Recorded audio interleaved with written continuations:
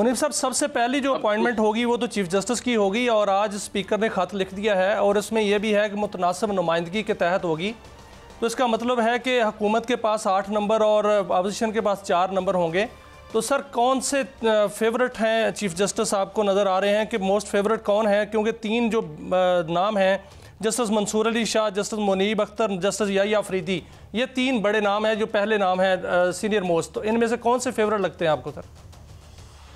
देखिए, ये जो प्रोपोर्शनेट वाला बात है, ये इस तरह से नहीं है। बेसिकली उसमें एक चीज़ जो आप अगर उसका मुताला करें, जो आर्टिकल 175 ए है, उसके अंदर जो स्पेशल पार्लियामेंट्री कमेटी बनाई गई है, उसमें लफ्ज ऑपोजिशन और गवर्नमेंट नहीं लिखा हुआ, उसमें लिखा हुआ है पार्लियामेंट्री पार्टीज। सो पार्लियामेंट्री पार्टीज तो फिर कोई भी हो सकती हैं, वो तो फिर सारे से उन्होंने नाम मांग लिए हैं। अब 12 मेंबरान हैं, 8 MNAs, 4 सेनेटर साहिबान। अब उसके अंदर ये नहीं लिखा कि जी ये इतने ऑपोजिशन से या इतने, वो कहते नहीं पार्लियामेंट्री पार्टीज क्यों। तो गवर्नमेंट के साथ तो एलाइज भी है ना, तो गवर्नमेंट और वहां पर उनको चाहिए 2/3 मेजॉरिटी, यानी कि कम से कम 12 में से 8 मेंबरान अगर एक नाम पर मुत्तफिक होंगे तो वो नाम फिर प्राइम मिनिस्टर को भिजवा दिया जाएगा, जो कि फिर अपनी एडवाइस प्रेसिडेंट को भिजवाएंगे नोटिफिकेशन के लिए। अब जो नामों की आपने बात की है, इस वक्त जो नजर आ रहा है और लाइकलीहुड बन रही है, वो मुझे तो जस्टिस याहिया अफरीदी साहब का नाम ज्यादा इसमें प्रोमिनेंट नजर आ रहा है, क्योंकि मंसूर अली शाह साहब के नाम पर तो वैसे ही काफी चीजें उसके इर्द गिर्द घूम रही थी। मुनीब अख्तर साहब का तो सवाल ही नहीं पैदा होता कि कभी गवर्नमेंट के मेंबर्स उनके हक में वोट करें। सो मुझे याहिया अफरीदी साहब ही नजर आते हैं। जो सर, ये बड़ी खबर है, आप वकील भी हैं माशाल्लाह, कानून को बड़ी अच्छी तरह जानते हैं। अगर डेडलॉक पैदा हो जाता है तो फिर क्या होगा? 3 दिन है, 3 दिन के बाद क्या ऑटोमेटिक जो सीनियर मोस्ट हैं वो चीफ जस्टिस बन जाएंगे या कोई और प्रोसेस होगा? नहीं, वो तो सिलसिला खत्म हो गया ना जी, सीनियर मोस्ट वाला वो तो खत्म हो गया है। अब आईनी तरमीम आ चुकी है, अब तो चीफ जस्टिस की अपॉइंटमेंट इसी मैकेनिज्म के जरिए होगी। 3 दिन है, डेडलॉक इसमें पैदा हो नहीं सकता। वो मैं इसलिए कह रहा हूँ कि या तो आपने कोई एक 50-50 या इस तरह करना हो ना जी, 2/3 अक्सरियत से, यानी 8 मेंबरान का उस पर लाजिम होना, उनका कंसेंसस होना लाजिम है। अब 3 नाम है, तीनों में से इस वक्त जो कॉम्पोजिशन है उस पार्लियामेंट्री कमेटी की, जैसे आपके सामने बन जाएगी, अभी पीपल्स पार्टी ने अपने नाम भेज दिए हैं, बाकी जमातें भेज देंगी, तो आपको शायद उसकी कॉम्पोजिशन से ही पता लग जाएगा कि कंसेंसस किस तरह, कितनी आसानी से है, कितनी मुश्किल से होगा। साथ ही साथ इसमें यह भी है कि अगर कोई जज डिक्लाइन करता है, कोई जज रिजाइन कर जाता है, वो कहता है जी मैं कंसिडर ही नहीं होना चाहता, या I am not ready for this, या मतलब जो भी फॉर सो मेनी रीजंस, तो जो नेक्स्ट इन लाइन होंगे फिर उनको शामिल कर लिया जाएगा। अगर सीनियर मोस्ट हैं वो कहते हैं मैं रिजाइन कर, मैं मिसाल दे रहा हूँ, वो कहते हैं मैं रिजाइन कर रहा हूँ, तो फिर उनके बाद से जो 3 सीनियर मोस्ट हैं वो चुन लिए, उनमें से चुना जाएगा। अगर वो 2 और कर जाते हैं तो फिर उनके बाद से, तो फिर तो ये सिलसिला चलता रहेगा। ये आईनी तरमीम के अंदर लिखा हुआ है। अच्छा मुनीब साहब, मैं एक और एंगल से अब बात करता हूँ, ज़रा let's me be the devil's advocate.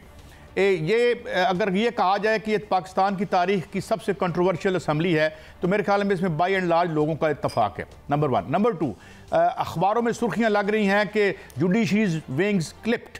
अच्छा, और दूसरी बात यह है कि जो लोग पावर में आए, जिस तरह से आए, क्या आने वाले वक्त में ये तरमीम भी चैलेंज हो सकती है? और अगर वो एक खदशा ख़त्म भी वक्ती तौर पर हो जाता है जो ख्वाजा साहब को लाहक था कि कहीं डब्बे ना खुल जाएं, तो ये डू यू थिंक कि it will be a very peaceful process जो आगे अनफोल्ड करेगा as the aftermath of this तरमीम? देखिए, जो निज़ाम किसी तरह से बनाया जाता है, फिर उस निज़ाम के जहाँ सिग्नेटरीज होते हैं, फिर उस निज़ाम के वहाँ गारंटोर्स भी होते हैं, और फिर उस निज़ाम को चलाने के लिए चंद मशीन के पुर्जे भी होते हैं।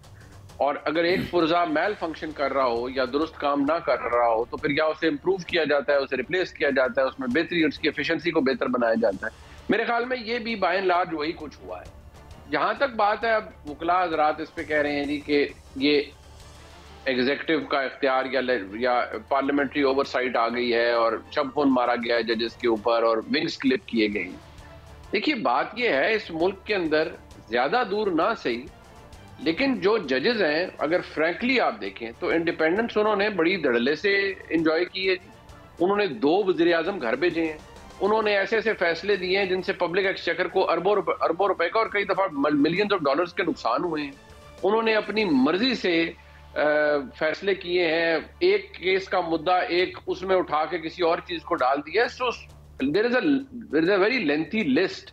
वो इंडिपेंडेंस जिसके बारे में जिसको वो बड़ा जेलसली गार्ड करते रहे, उसको उन्होंने बड़े भरपूर तरीके से एक्सरसाइज किया। इस मुल्क के अंदर जजेस ने कितने प्लॉट लेने हैं ये और किस तरह का लेना है, वो अगर पार्लियामेंट, वो अगर जो पब्लिक अकाउंट्स कमेटी है उसमें मामला चला जाता है। एक मुनीब भाई, एक और सवाल मेरे ज़हन में उठता है, मैं कम वक्त में आपसे ज्यादा फायदा उठाना चाहता हूं। अब ये जो पार्लियामेंट्री ओवरसाइट आई है, the credibility of all those और उनकी जो मेंटल कैपेबिलिटी है, हमारी बाई एंड लार्ज जो हमारी पार्लियामेंट में माशाल्लाह अच्छे लोग आते हैं, हाउ कैन ये कौम कितना डिपेंड कर सकती है कि वो आला तरीन लीगल माइंड जो हैं लेके आएंगे। जिस तरह मलिक मंजूर साहब थे यहाँ पे, जस्टिस मेरे बड़े अजीज़ हैं मेरे जनाब, और लोग थे, ये इवन ये जो हमारे चीफ जस्टिस साहब आउट गोइंग हैं अगर इनकी बात करूँ, या वो जो मलिक कयूम साहब थे, तो how much we can rely upon the acumen and expertise of these जो वर्दी हमारे होंगे मेंबर्स।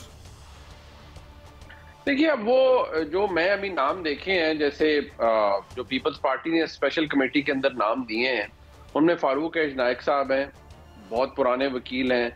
उसमें शायद राजा परवेज अशरफ साहब हैं, फॉर्मर प्राइम मिनिस्टर हैं। कोई ये नहीं कह सकता जी कि वो पढ़े लिखे नहीं हैं, और भी शायद किसी एक शख्सियत का नाम उसके अंदर शामिल है। सो अगर उस तरह से देखा जाए तो ये नहीं होगा कि कोई बिल्कुल ही पढ़ा लिखा नहीं होगा तो उसको इसमें डाल दिया जाएगा। But at the end of the day, no matter how controversial this assembly is or how controversial the 8 February elections were, at the end of the day, this is the so-called, चले आप बेशक कह लें, this is the public mandate, this is the people who have been chosen। ये तो नहीं है कि कोई अगर बहुत साफ शफाफ इलेक्शन होता और हो रहा हो तो सारे PhD स्कॉलर्स आपकी पार्लियामान के अंदर बैठे होंगे, ऐसा तो नहीं है ना। आपके पार्लियामान के अंदर ऐसे लोग हैं जिनको मुनीब साहब, थोड़ी सी सियासत की बात कर लेते हैं। आईनी तरमीम में PTI का जो किरदार रहा है, और मौलाना फजलुर रहमान इमाम नज़र आए PTI के, और PTI ने बिल्कुल जो मौजूदा क़यादत है उन पर डिपेंड करती रही। आप क्या समझते हैं कि मौलाना फजलुर रहमान कोई पोल का किरदार अदा कर सकते हैं मुक़तदरा और हुकूमत और PTI के दरमियान, या PTI का मुस्तकबिल क्या देख रहे हैं आप आफ्टर तरमीम? देखिए, मौलाना साहब मेरा नहीं ख्याल किसी तरह का कोई पुल का किरदार अदा करेंगे, क्योंकि मौलाना साहब खुद इस वक्त मुक़तदरा के साथ उनके कोई अच्छे ताल्लुकात या कॉर्डियल रिलेशनशिप नहीं है। मौलाना साहब के अपने तहफ़्फ़ुज़ात हैं, उनको लगता है कि जिस तरीके से इलेक्शन बाकी मुल्क में मैनेज हुआ, खैबर पख्तूनख्वा के अंदर भी मैनेज हुआ और तहरीक इंसाफ को हुकूमत दिलवाई गई है। मौलाना साहब को तो ये मौक़िफ़ है, तो वो पुल शुल का किरदार तो भूल जाएं। जहाँ तक बात पाकिस्तान तहरीक इंसाफ की है, देखिए Pakistan Tehreek Insaf for so many reasons, उनका जो वो डाउन साइड है वो अभी चल रही है। They are going down the hill in the sense कि ठीक है, वो क्योंकि जमात मजबूत थी, पब्लिक सपोर्ट साथ थी, तो इसीलिए, और बाय एंड लार्ज गवर्नमेंट जो जमात है वो इंटैक्ट है, खैबर पख्तूनख्वा में हुकूमत है, तो वो जमात सर्वाइव कर रही है। अदरवाइज तहरीक इंसाफ के बानी चेयरमैन के लिए प्रॉब्लम अभी भी अपनी जगह वहीं पर खड़े हैं। उनकी कोई सॉर्ट ऑफ रिप्रोचमा नहीं हो रहा एस्टेब्लिशमेंट के साथ, कोई उनसे कोई बात नहीं कर रहा। हाँ, चंद यूट्यूबर हजरात बैठकर रात को अपने दिल की ख्वाहिशें जरूर पूरी कर सकते हैं कि, और बस वो ऐसे थंबनेल। मुनीब साहब, हम ये तो कह सकते हैं ना कि आपने कभी दिल की ख्वाहिशों की बात नहीं की, मगर आपका तजिया माशाल्लाह बड़ा ऑन दी टारगेट होता है।